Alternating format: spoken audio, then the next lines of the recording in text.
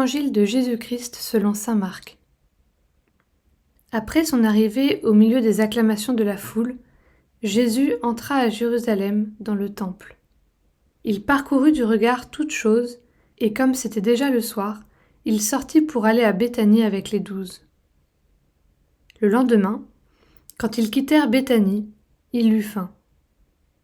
Voyant de loin un figuier qui avait des feuilles, il alla voir s'il trouverait quelque chose. Mais en s'approchant, il ne trouva que des feuilles, car ce n'était pas la saison des figues.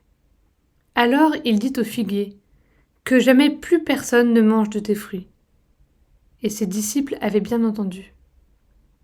Ils arrivèrent à Jérusalem. Entré dans le temple, Jésus se mit à expulser ceux qui vendaient et ceux qui achetaient dans le temple. Il renversa les comptoirs des changeurs et les sièges des marchands de colombes, et il ne laissait personne transporter quoi que ce soit à travers le temple. Il enseignait et il déclarait aux gens : « L'Écriture ne dit-elle pas : Ma maison sera appelée maison de prière pour toutes les nations ?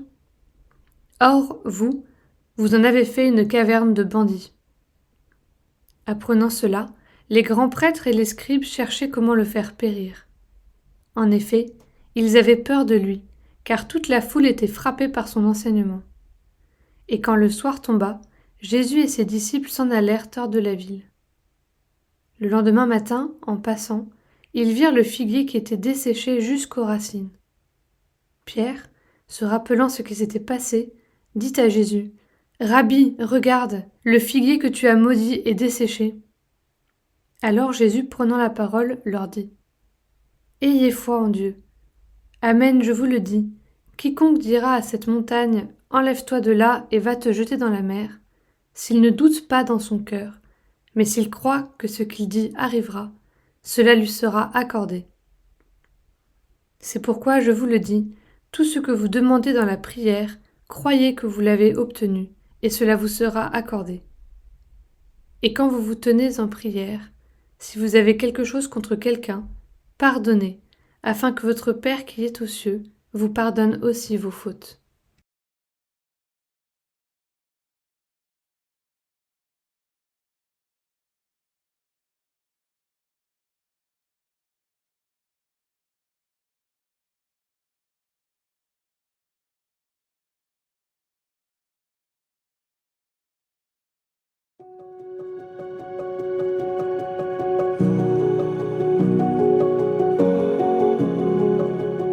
Lorsque Jésus expulse les marchands du temple, il ne s'agit pas de critiquer cette institution qui est voulue par Dieu et dans laquelle le peuple d'Israël vient lui rendre un culte. Ce que Jésus reproche, c'est de ne pas prendre soin de cette maison de prière, ou plutôt d'en pervertir le sens. Ma maison sera appelée maison de prière pour toutes les nations, vous en avez fait une caverne de bandits. Alors que le temple avait pour vocation d'être un lieu où toutes les nations auraient dû pouvoir prier, Jésus accuse ses contemporains d'en avoir fait un lieu fermé, une caverne de bandits. Il n'est pas toujours sûr que nous puissions être exempts de ce reproche. Certes, nous ne vendons plus de bœufs et de colombes dans nos églises, mais sont-elles pour autant des lieux de prière pour toutes les nations ? Dans quelle mesure nos communautés chrétiennes sont-elles des lieux où des hommes et femmes de toute culture peuvent se sentir à l'aise pour faire monter vers le Seigneur leurs prières ?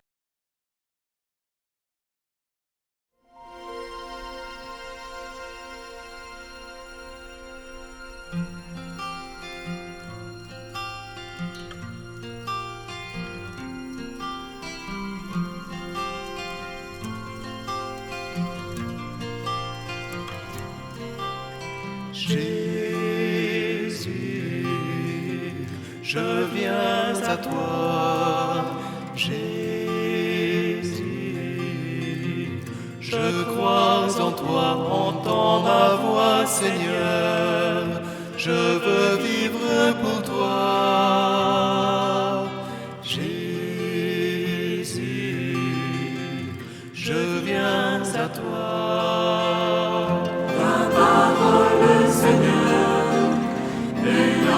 Sur mes pas, je suis ton serviteur, ô Dieu, éclaire-moi. Jésus,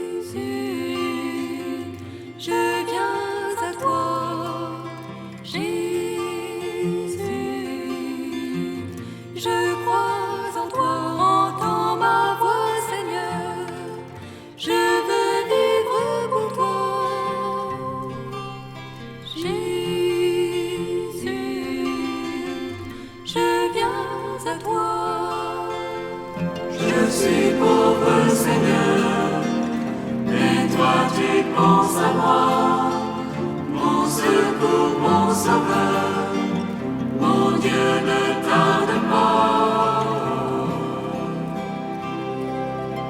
Jésus, je viens à toi. Jésus,